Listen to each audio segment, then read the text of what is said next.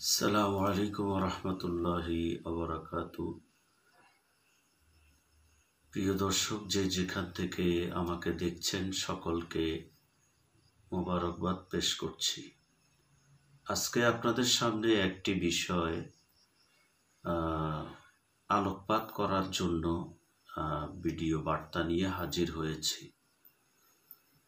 বিশেষ করে হাদিসের মধ্যে রসুল আকরাম সাল্লাল্লাহু আলাইহি ওয়াসাল্লাম ইরশাদ করেছেন, প্রকাশ্যে যদি কোরআনের কোনো আয়াত কিংবা হাদিসের কোনো শব্দ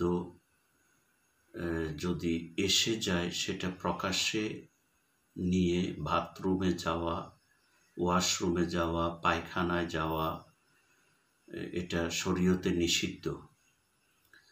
তো বর্তমানে বিশেষ করে বিভিন্ন জিনিসের মধ্যে আল্লাহ, রসুল, কলেমা এগুলো নানাভাবে আমাদের সামনে এসে গেছে। এটা যে আমরা গুনাহে জড়িয়ে যাচ্ছি, এটা আমরা মনেও করছি না।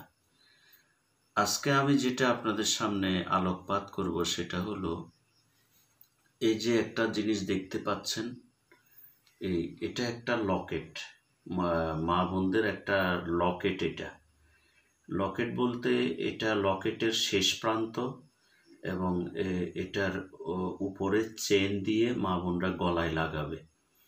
এখানে কিন্তু ভিতরে পুরাটাই ডিজাইনেবল আল্লাহ শব্দ, আলিফ লাম লাম হা, পুরাপুরি শব্দ আল্লাহ শব্দ।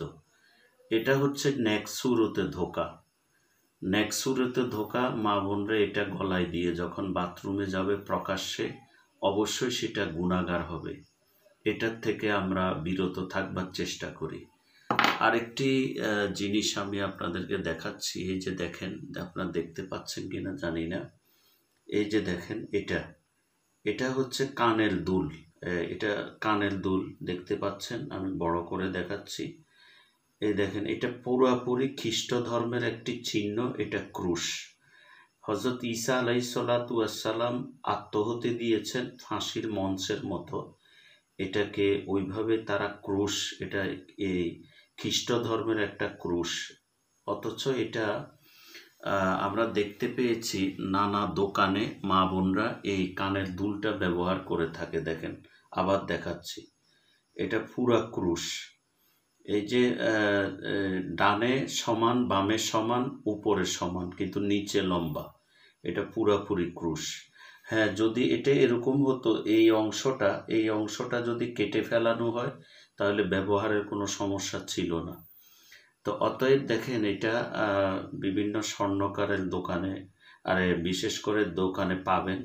বিভিন্ন মা বোনরা এটা ব্যবহার করছে কানের দুল হিসেবে।